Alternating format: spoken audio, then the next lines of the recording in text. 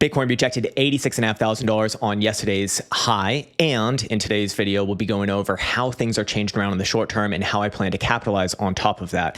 We'll start it off with the very short term here. Yesterday, we did see yet another rejection on actually a new high attempt for this rally, at least at $86,500, but Bitcoin did close the daily actually as a bearish engulfing dildo right here, just by a hair, to be fair, a ballsack hair, if you will. But yes, the day prior's Monday's low was 83,676. Yesterday's close was 83,653. So technically that is a bearish engulfing. Also, it is, just one massive shooting star right here, with the high of this rally being a rejection right alongside a major moving average here as well. So I do look at this as an indication that the short-term upside that we were speaking about in the past couple of videos is less likely before a bit of a deeper pullback first, and then probably a rally later. If that is essentially the 5-second analysis for this video. But now we'll go into the specifics of this. So again, bearish engulfing on the daily, always have to respect something like that, although it isn't like a super nasty one, but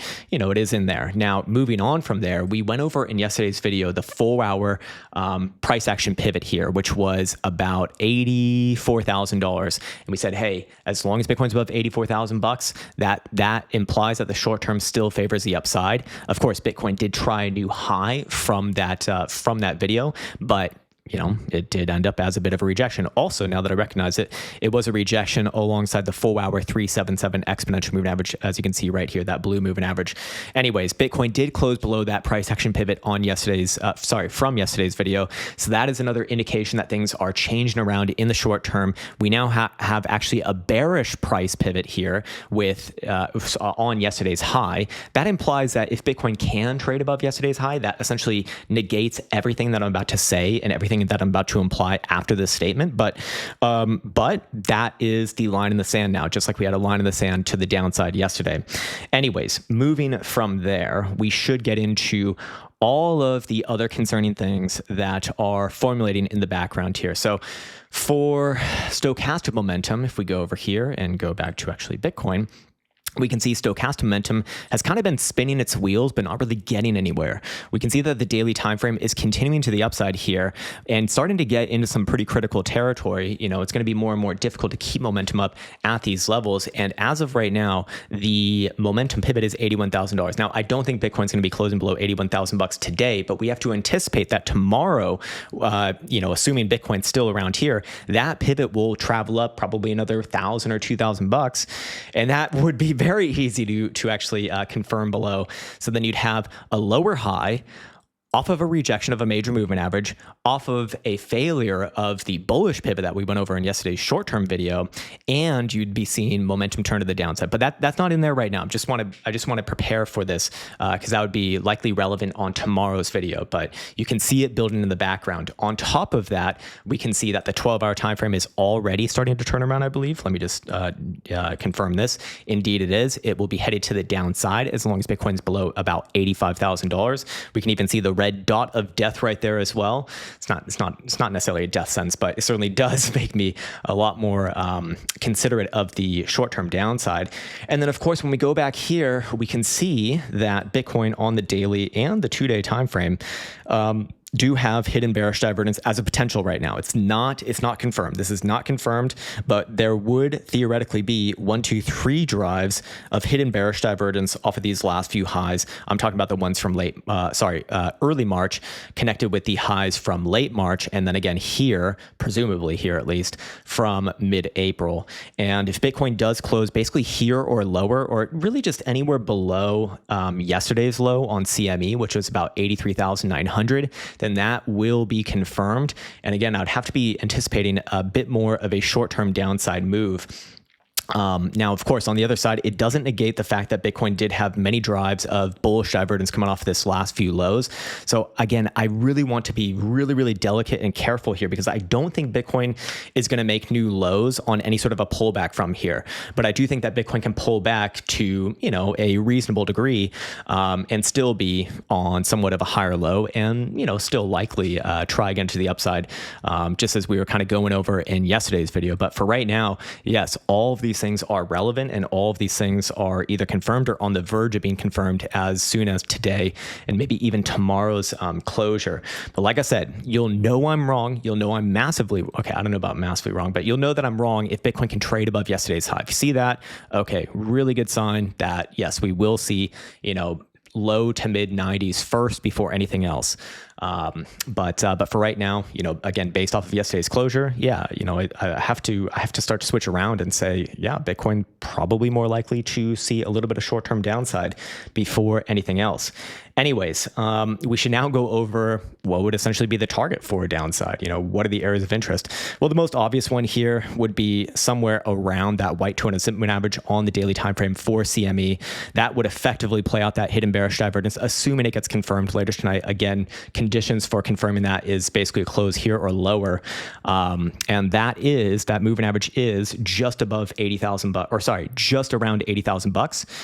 Should be exactly 80,000, maybe in like a day or two, something like this. Actually, yeah, this will be actually above 80,000 bucks pending tomorrow. So, I'd be looking maybe somewhere down around there. Also, we can go ahead and reference the daily HPDR. And the daily HPDR, a couple things of interest here. One is that it is dancing around the median as of right now. The median is officially 83,400 on spot price action. If Bitcoin closes below there, another really good supporting piece of evidence that Bitcoin does play out a short-term downside move first. At that point, I'd be looking at the bottom side of the 38.2 level. That's very much close to 80,000 bucks as well. So that'd be a pretty damn good area. But anywhere between the 50% level and the 38.2 level, I do think would be, a general area of interest for a pullback. So that'd give us a range as of right now between 79.5 on the lower end versus about 80,700 on the upper end. So anywhere between there on a pullback would look fine for me. And I really would be looking for a reverse or at least a really decent bounce if Bitcoin does get back down around there. Anyways, moving on from there, we should also go over other markets because there are several points of confluence here. When we go back here and we go over, NAS futures or SPY futures, I mean, they're essentially one and the same. We can see that these are also starting to roll over. And so we're about to see momentum turn to the downside as well on NASDAQ futures, a symbol NQ, if this thing is below 18,700 in the next 3 hours. So that is coming up very soon. And we do have also another lower high in place here as well. So you got high, low, lower high, lower low, lower high, higher low, lower high. Do we get a new low, or does it come back down to retest around that low? Probably yes.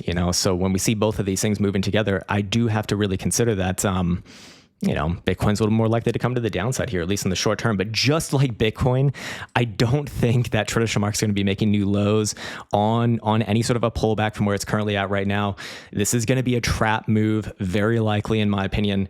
The weekly, I just don't fucking see it. Doesn't mean that it can't happen. I mean, as always, I can be massively fucking wrong about these things, but I have a very difficult time seeing that, especially with the way that momentum oscillators are positioned here as well. They are looking for a greater bounce, but that can take multiple weeks to really play out, to be fair. So we got a lot of time to chew up here. On top of that, we should go ahead and check out the Tether dominance chart. This one has been a really good sort of chart to be keeping in on in terms of trend to maintain a general bullish or bearish bias. And it does play inversely of Bitcoin and, well, the rest of crypto as well, I suppose. So this one has put in another higher low on the daily time frame. That pivot is now 535. So if not Bitcoin, but if Tether dominance comes back down below 535, okay, we do have a local high in place, and you should be expecting some immediate upside for Bitcoin, or basically immediate upside for Bitcoin. But as long as it is above this pivot right here, this is a higher low, and I would have to anticipate this one at least trying a bounce here, maybe even a continuation play. As of right now, daily stochastic momentum is still coming down as long as this thing's below 574, which it's actually well below as of this moment. I'm just kind of checking the numbers right here, but yes, indeed it is. It is decently below there right now. But that again is a corrective signal here within an uptrend. So if it's corrective during an uptrend, well, you have to be looking for higher lows, because we've seen this stochastic momentum come all the way to the downside throughout this whole move, actually beginning from early April. So during all this right here, it's been coming down, but Bitcoin, no, Tether dominance has been essentially pulling back into a higher low. So to me, that's a bullish reset, and that does set it up for at least another try higher. Does it actually continue on to new highs on this rally and take out last week's high? That's a question that I don't have an answer to right now. I kind of have a hard time seeing that myself, to be honest. Just like I have a hard time seeing Bitcoin or traditional markets make new lows below last week's lows from here without a decent bounce first. But that is a topic of consideration. If Bitcoin, I keep on doing the same thing. If Tether dominance trades above last week's high, then this is a clear reversal on every higher time frame that matters, and that would be a very, very obvious signal that this market cycle is done for a long time. And we are seeing monthly stochastic momentum really head to the upside here after having bullish divergence coming off of the lows. So to me, that's a little bit concerning for the Boolaws, but we got a lot of time here on the monthly, to be fair. But yeah, just wanted to show that there are some other supporting things that do suggest, Bitcoin's at least more likely to pull back in the short term here. I'm not saying Bitcoin's going to make new lows below last week's lows. I really think that that's unlikely before a decent bounce, but I could easily see something like this where you get, or I guess I already just gave it away there, but something like this, if I'm to draw out the LARP lines, down around like $80,000 and then a quick reversal back above, that would look pretty fucking classic for a rally into like the mid to low 90s, let's say somewhere between 92 to 95, something like this. And then I actually do think that things will reject there, and you'll get a continued range here at best if things are going to be bullish. But that would actually be extremely fucking bullish to me. And I'd have to say that certainly the cycle would not be over. You saw Bitcoin, trade between $95,000 to the upside versus about $75,000 to the downside for the next, let's put a time frame on it, at least until June, maybe July, something like this, would look about right. If I see something like that, I'm going to get really fucking bullish, and I'll say, hey, no, this cycle is not over. This one has at least one more new high, or at least a real attempt towards a new high before it's all said and done. But naturally, that's just going to take time, and we're only in April right now. We're in mid-April, so that'd be 2.5 to 3 months out from now, minimum, for me to really kind of switch on to that. But yeah, boring would be good essentially for the Boolaws here. Anyways, a couple last things actually. I did also notice that the 4-hour time frame for the MetaSignal setup did hit that secondary target here, target number 2 at 85,950. Actually, almost hit target number 3, 86,600. Obviously, Bitcoin got up to 86,500, or let me see exactly where it was. CME was 86,750. Spot price action was 86,450. Yeah. Okay. So pretty damn close there. I would say you've seen all 3 targets of this hit now. If you're looking for more, and if you're playing this setup, I don't think it's the time to be greedy. I don't think it's the time to be greedy. You have to keep in mind that target number 3 is very low probability, relatively speaking, below about 30%. So, I look at this one as effectively hit here. I mean, $200 off or $150 off might as well be the same thing, when we're talking about multiple of thousands of dollars. But yeah, just for anyone who's been following that, the daily one is still valid as well. Let me bring this one up here. The daily one did hit target number 2, or sorry, not target number 2, did not hit target number 1 or number 2. Is still live though, and this one probably going to be a good guide for any sort of potential pullback that we're going to see in the short term. I'd be looking at the stop loss area, the presumed stop loss of this one. This one's actually at 79,550. So kind of in that same pocket that we were looking at earlier for potential downside targets on a pullback. But as long as Bitcoin is closing above there, not just wicking there, but closing above there, this one still remains active. And I really have to say that, I do think at least target number 1 is going to be officially hit. Target number 2, that's a little bit higher, obviously, and lower probability, but it's in there as well. And then last, I've completely forgot to mention this at the beginning of the video. Probably should have done it there. But quantum wave bands still offering that 30-day free trial, and more importantly, for anyone who's in the quantum wave bands or has it right now, whether you did the free trial or not, we actually did start the Discord channel specifically for quantum wave band users, and you can join in as soon as you link your Discord account on the exact same platform that you used to claim your indicators. So it's there for you. You can actually speak directly with like the literal creator, you know, the coder of this strategy. And yeah, to be fair though, didn't take any trades yesterday, probably for good reason though, I would say.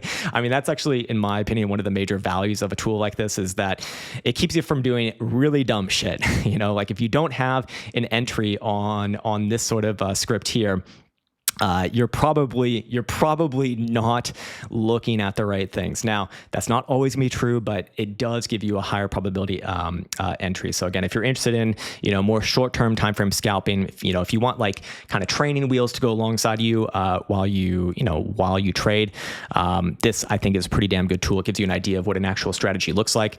Is it for like true beginners? No, because we did get some emails from people who like don't even know what fucking trading view is. So if that's you, don't fucking get into this. You know, probably don't even start trading at least for a while until you learn at least the basics. But yeah, for people who have at least a little bit of experience with TradingView, I think that you have no issue with this, at least setting it up, because it is rather simple, to be honest. And of course, you can also use the free trial for 30 days free of the Quant Prime service. That's certainly for a lot more advanced people. If you're newer, don't fucking get into that. You're just going to be wasting your time.